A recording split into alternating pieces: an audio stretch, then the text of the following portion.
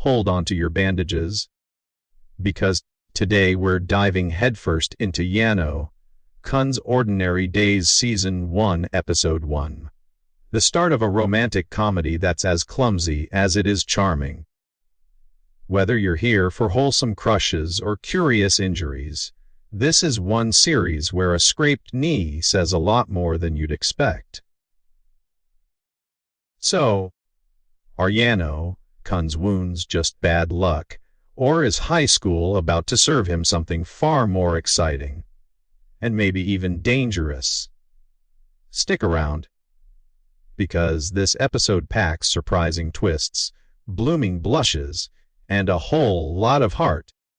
Episode 1 opens right in the heart of an everyday homeroom moment. The students gather and elect Kyoko Yoshida as the new class president. Immediately, we see Kyoko's anxious, responsible nature. She hesitates, questioning if she's really the right choice, but her classmates reassure her she's the dependable one. This warm group vibe gets interrupted by the classic late arrival Tsuyoshi Yano enters the room, injured even on his first day. A concerned hush falls over the class.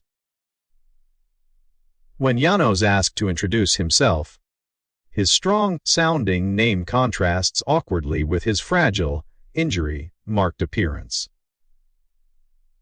He's the quiet kind, and as fate has it, his desk is right beside Kyoko's. Kyoko's inner monologue points out how rare it is to see someone whose name and looks are such opposites. While the class begins to settle into its routines, days pass, weeks roll by.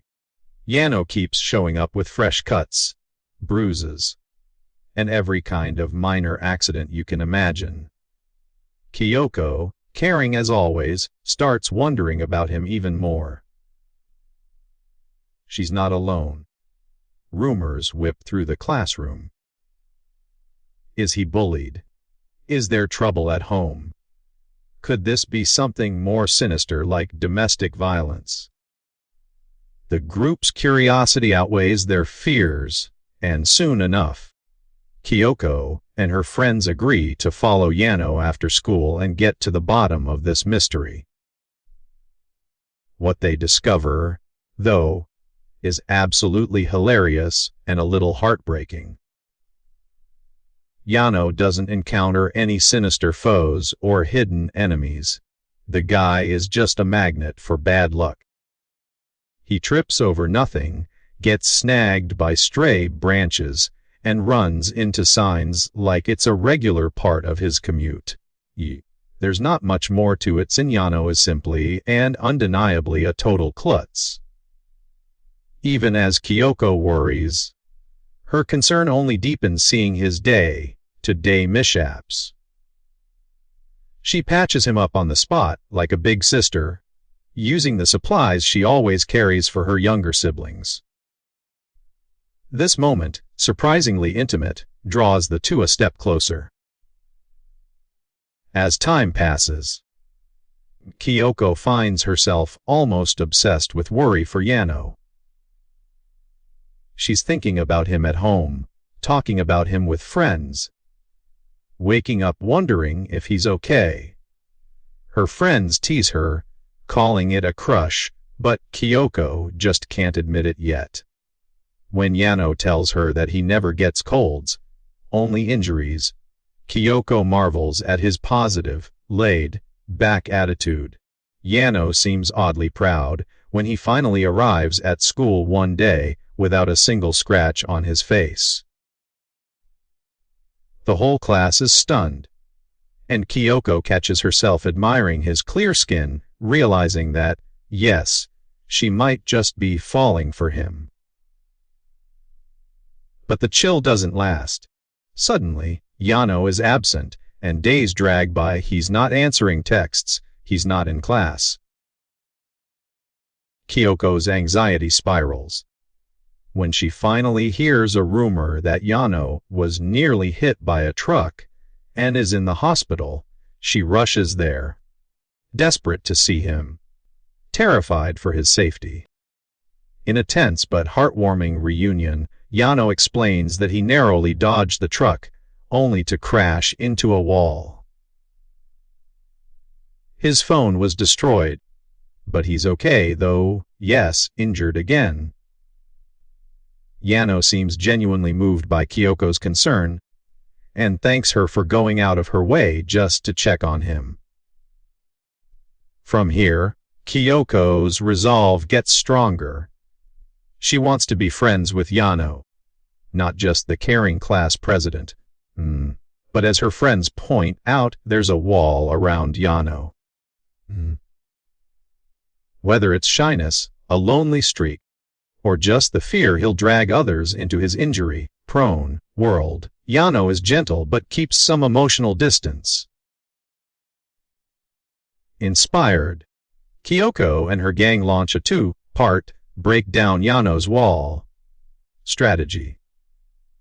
The plan: first, bake delicious cookies to attract Yano and the class, hoping to create an opening for friendship. It almost works, but before Yano can try one, the cookies vanish, devoured by everyone else. The strategy is a total disaster, but it's clear the class loves her efforts. Kyoko refuses to give up. She wants to get closer, even as she worries she might only add to his problems. Despite the failures, another opportunity comes when Yano gets hurt again. This time, an injury caused, indirectly, by Kyoko's earnest but overbearing strategies. Ashamed, Kyoko apologizes, feeling she's only a nuisance. But Yano reassures her, it's not a big deal, and in a touching moment, after lots of teasing and laughter, Kyoko offers to be his personal medic. Phew. If anything ever happens, she'll patch him up.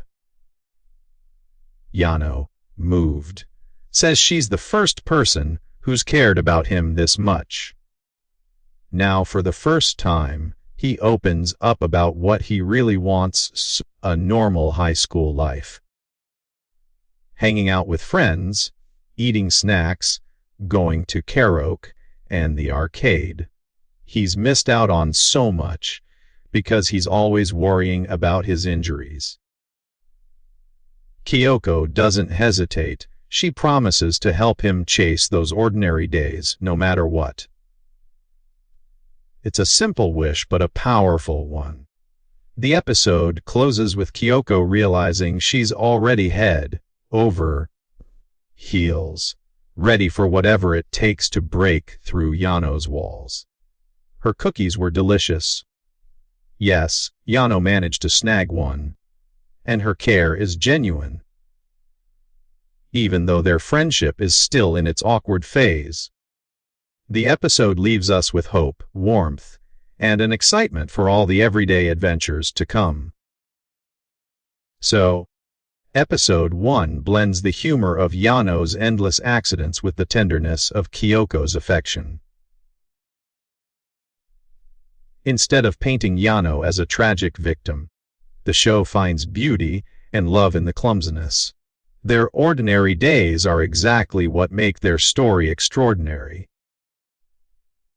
We see how anxiety, kindness, and the desire to connect can turn someone's ordinary worries into real feelings. This romantic comedy isn't about huge drama, but about finding magic in healing, growing a friendship, and discovering love in the smallest moments. Thanks for watching, or, well, reading this in-depth recap and ending explained. What do you think of Kyoko and Yano's chemistry so far? Are you rooting for their friendship, or do you see something more? Let me know your thoughts, theories, and favorite moments in the comments below. Don't forget to drop a like if you enjoyed this recap. Hit subscribe for more romantic comedy breakdowns. And share this video with anyone who loves a good clumsy love story. See you in the next episode.